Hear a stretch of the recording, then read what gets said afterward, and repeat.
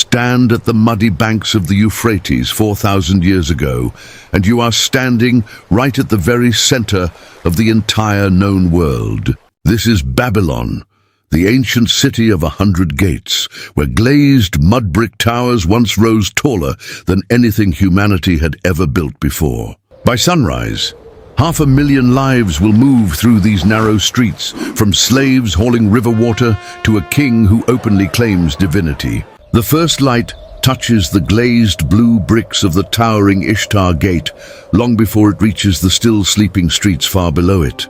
A rooster call, then another, then 100 more, ripples steadily across flat mud-brick rooftops where whole families still lie sleeping. Smoke begins rising slowly from clay ovens as the women wake first, grinding barley into coarse flour for bread that will feed an entire city. The Euphrates itself seems to slowly wake, its brown waters catching gold morning light as narrow reed boats push off from the crowded docks. Near the temple district, priests are already chanting softly, greeting the sun god long before ordinary Babylon itself begins to fully stir. Step inside a modest home near the canal, and you find just one small mud-brick room, shared by 3 generations crowded under a single roof. A tired grandmother stirs a pot of lentils, while barefoot children chase a stray dog through a dusty courtyard, scattered with drying dates. Most Babylonians own almost nothing at all, yet clay tablets stacked nearby record debts, wages and dowries down to the smallest coin owed. A father leaves before dawn, his sandals slapping through wet mud, mind already fixed on taxes owed to the towering palace granary above him. Even the poorest doorway here bears a small clay charm, meant to frighten away Lamashtu, the ancient demon said to prey on sleeping children. Marriage in Babylon is a contract sealed in careful writing, and a wife who is truly wronged can walk into court and openly demand justice. By mid-morning, the grand avenue called Aibur Shabu fills completely with donkey carts, barefoot children, and loudly shouting merchants. The street itself is paved with limestone and dark breccia, built wide enough for a king's procession, yet crowded now with braying mules. Vendors call out over one another, selling dried fish, coarse wool tunics, bronze knives, and clay jars sealed tight with river mud stoppers. A scribe sits cross-legged near the corner, pressing a reed stylus into wet clay, quietly recording a sale that almost no one else can read. Foreign traders in strange dress haggle loudly in broken Akkadian, having walked for weeks from Elam or sailed up from the distant Persian Gulf. The air here is overwhelming, thick with roasting meat, wet river mud, curling temple incense, and the sharp bite of freshly tanned leather.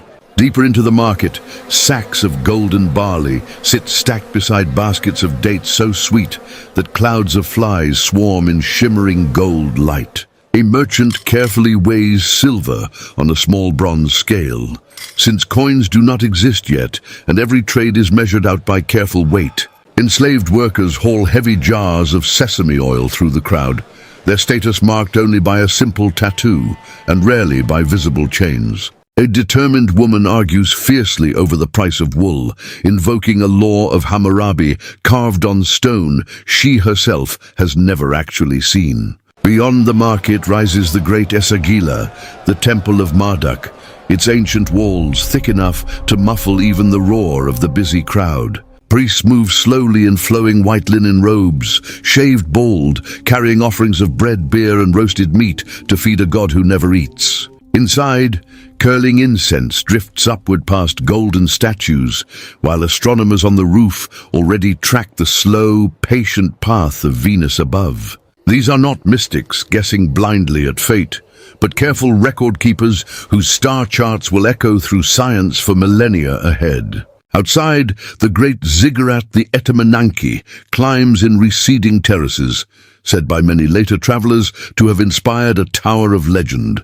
Ordinary Babylonians rarely enter these inner chambers, yet the temple itself owns fields, herds, and debts across nearly the entire city. Near the northern wall stands the palace of Nebuchadnezzar, its gates flanked by proud lions, glazed in brilliant gleaming yellow and blue. Soldiers in bronze helmets stand rigid at the entrance, their spears catching sunlight as anxious officials rush past, clutching sealed tablets. Inside, the king receives tribute from conquered lands far away, gold from Egypt, cedar from Lebanon, and captives taken from fallen Judah. He's not merely a ruler here, but Marduk's own chosen steward, responsible for order itself, for every canal, city wall, and yearly harvest. Court scribes read aloud from ancient omens and legal codes, deciding disputes that ordinary judges below had never dared to resolve alone. Legend says somewhere within these walls rise terraced gardens, built for a homesick queen who deeply missed her distant mountain homeland. Whether myth or genuine memory, travelers who later saw Babylon swore that trees grew improbably in the air, high above the desert dust below. Slaves and engineers quietly operate hidden water wheels, lifting river water skyward to nourish roots planted far above the crowded streets. For a city built entirely from mud and relentless heat, green branches swaying overhead must have felt like nothing short of pure living magic. By noon the sun turns brutal, and the once crowded streets slowly thin as merchants retreat into shaded doorways to escape the punishing heat. Canals branch off the great Euphrates like veins, irrigating vast barley fields that feed an empire far larger than the city walls themselves. Farmers argue bitterly over water rights recorded carefully on clay, since one diverted canal here can mean starvation for a village downstream. In workshops near the river, bronze smiths hammer glowing metal into curved blades, while weavers dye rough wool crimson with crushed insects.